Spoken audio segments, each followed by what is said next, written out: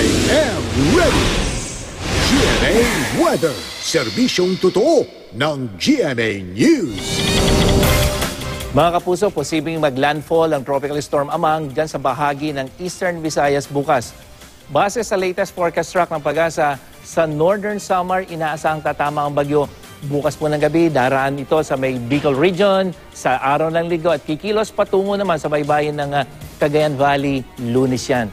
Nakataas na ang Public Storm Warning Signal number 1 sa mga probinsya ng Camarines Sur, Catanduanes, Albay, Burias Island, Sorsogon, Masbate, kabilang ang Tikaw Island sa Luzon, at dyan sa Northern Samar, Eastern Samar, Samar, Biliran at Leyte sa Visayas. Mamayang alas 11 ng gabi, maaaring nasa ilalim na rin ng storm signal ang mga probinsya ng Camarines Norte, Marinduque at sa Southern Quezon. Kaya maging I am ready po sa malalakas na hangin at ulan sa mga susunod na oras na maaaring magdulot ng flash flood at landslide. Nagbabala rin ng Pag-asa ng mataas na along posibleng umabot naman ng mahigit 6 na metro. Delikado rin pumalaot sa lahat ng seaboards ng Luzon at yan po sa Visayas, kasama na rin ang seaboard o eastern seaboard ng Mindanao. Namanta ng Pag-asa ang sentro ng bagyo 475 kilometers sa may silangan ng Borongan, Eastern Samar. Nasa 75 kilometers per hour ang lakas ng hangin nito malapit sa gitna at bugsong aabot naman sa 90 kilometers per hour.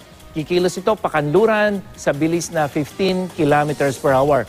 Bukas, malakas hanggang sa matinding ulan ang inaasahan sa mga lugar na daraanan ng bagyo, partikular na dyan sa Bicol Region at dyan sa Samar, Leyte provinces.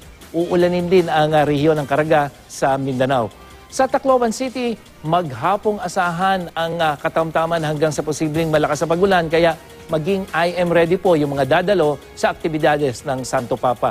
At sa Metro Manila, may tsansa ng mahinang ulan at pagdating ng Linggo, asahan ng maulang panahon sa maghapon. Aaliwalas ang panahon sa araw naman ng pag-alis ng Santo Papa sa Lunes. Yan ang latest mula sa GMA Weather. Ako po si Nathaniel Cruz. Magplano para sigurado. I am ready. Serbisyong totoo ng GMA News.